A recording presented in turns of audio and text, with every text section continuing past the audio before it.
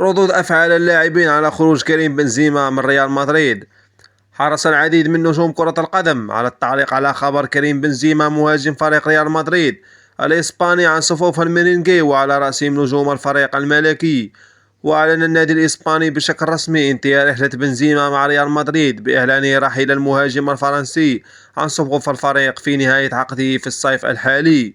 كما أكد النادي في بيانه الرسمي على إقامة حفل وداعي لتكريم اللاعب قبل رحيله عن صفوف الفريق، تقديرا للفترة التي قضاها مع الميرينغي ورحلته الطويلة التي دامت ل14 موسما في القلعة الملكية. فينيسيوس جونيور يودع كريم بنزيما. بينما ودع فينيسيوس جونيور نجم الفريق ريال مدريد قائده بنزيما عبر رسالة مطولة نشرها خلال حسابه الشخصي على مواقع التواصل الاجتماعي، قال فيها: بنزفيني فينزيما أيا كانت النتيجة دائما هي نفسها، الأهداف، الضحك، الألقاب، وقبل كل شيء التعلم.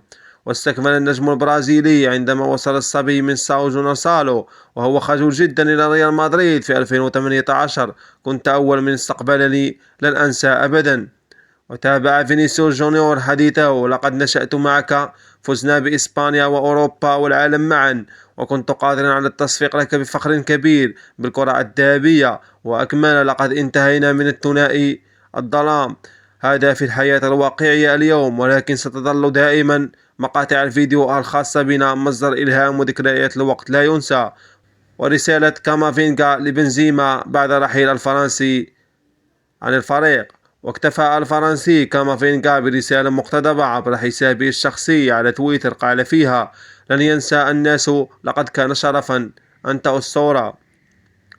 وأيضا فاران يودع بنزيما عقب انتهاء مشواره مع ريال مدريد. كما قال الفرنسي رافائيل فاران مدافع ريال مدريد السابق ومانشستر يونايتد الحالي في رسالته لبنزيما: الأهداف والذكريات والجوائز والاحترام، كلمة واحدة فوق كل شيء، أسطورة، حظا سعيدا فيما هو قادم.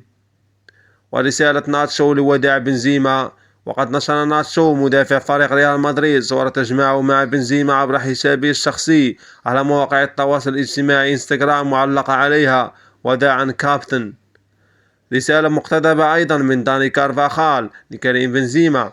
وودع داني كارفاخال نجم الفريق ريال مدريد قائد الفريق كريم بنزيما في رسالة نشرها عبر حسابه الشخصي على موقع التواصل الاجتماعي، قال فيها: شكرا جزيلا لك، شكرا لك كابتن.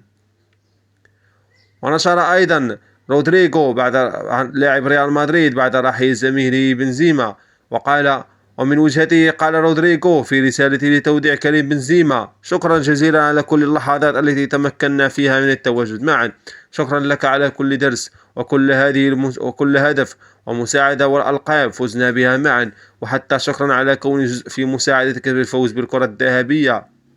وواصل البرازيلي: اللعب بجوارك كان حلم لي قبل 10 سنوات، قبلها كنت أستيقظ كل يوم سبت لمشاهدة مباراة ريال مدريد، كنت جزءا من عديد من الأحلام، من أحلام حياتي الشخصية والمهنية.